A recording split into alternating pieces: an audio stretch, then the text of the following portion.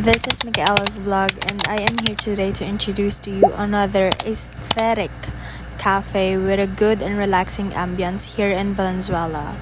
Just look at these vibes.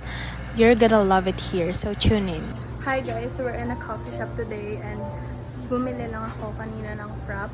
It's a KitKat frap and yun, ililibot ko kayo dito later. So, This is their menu. so this is the place. Ito yung makikita nyo pagpasok nyo sa coffee shop. They have mini ube cake and ayan.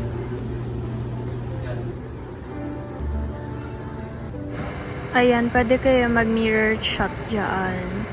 And then, this is their place. Look at this beautiful view. Ito yung booth. And meron din silang live gig every 7 p.m. I'm not sure if it's every day or it's just available every weekend. Meron din silang billiard sa may loob. It's good for friends, for friend groups.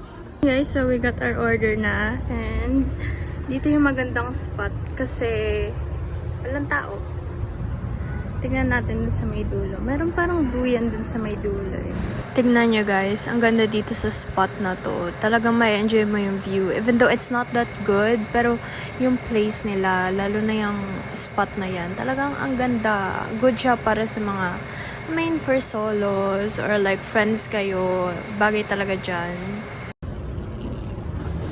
So, ito yung drink na in-order ko. This is KitKat Frap. And this is 310 pesos. By the way guys, large na to. Major yung size niya. So, kaya ganun yung price niya. Pero yung small is 285 I think. Pero yung large yung in-order ko. Masarap siya.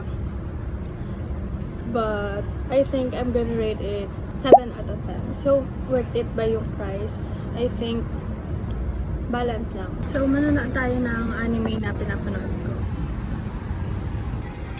So, ayan, nanonood ako ng Doctor's Stone. So ayan, mga 4 hours ako nagtagal sa cafe niyan kasi ang ganda talaga ng ambience and ng atmosphere. And masasabi ko maganda tong coffee shop na to. That's it for today. Bye!